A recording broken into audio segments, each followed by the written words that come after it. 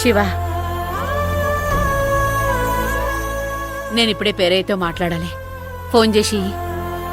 అతే ఏంటి మీరు కావేరి మీద మీకిప్పుడున్న కోపంతో ఇలా చేస్తున్నారు, కానీ అసలు ఈ టైంలో ఇలాంటి నిర్ణయాలేంటి? వద్దతయ్య, మీరు కాస్త ప్రశాంతంగా ఉండండి. ముందు మీరు భోంచేయండి. శివ, ఇది ఎవరి మీదనో కోపమో పంతమో కాదు, వాస్తవంలోకి వచ్చి మాట్లాడుతున్నా. నా మాట కాదనుకో. ఫోన్ చేసి ఇవ్వు. అరే నా మాట వినండి. ఫోన్ చేసి ఇవ్వు.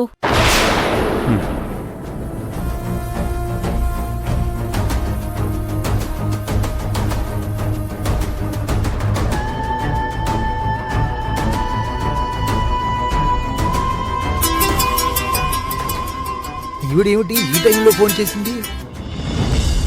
చెప్పండమ్మా. పంతులు గారు, ఎందుకు ఏంటి అని అడగకుండా నేను మీకు బాధ్యత అప్పచెప్తున్నా. ఈనుండ్రి. అలాగే చెప్పండమ్మా. మా అల్లుడు శివకి ఇప్పుడు అనుకున్న ముహూర్తానికే వేరే అమ్మాయితో పెళ్లి చేయాలి. ఆ శివకి కావేరికి ముహూర్తం పెట్టించేసి ఇప్పుడు వేరే అమ్మాయితో అంటుంది. ఒక మంచి సాంప్రదాయం, అనుకువ, పద్ధతులు తెలిసిన పిల్లని జర జల్దీ చూసి పెట్టుండ్రి. వెంటనే ఖాయం చేసేద్దాం. నీ ప్రేమ గురించి ఒక్క మాట చెప్పు, పనైపోద్దే. నువ్వు నోరు మూసుకో. నాది పోయేదేముంది, చేస్తే డబ్బులు వస్తాయిగా.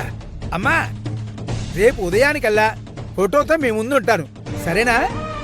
ఉంటానమ్మా. మంచిది పంతులు గారు.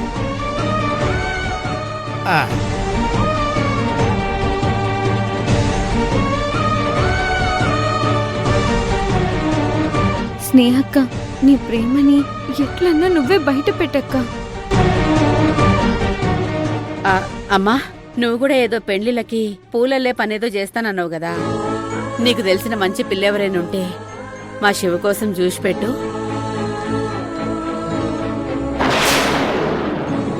అమ్మా, అది అమ్మా, ముందు భోజనం చల్లారిపోతుంది. ముందు భోంచేయండి. రండి, కూర్చోండి. భోంచేయండి. కూర్చోండి శివగారు, భోంచేయండి. కూర్చో గంగా, కూర్చోండి.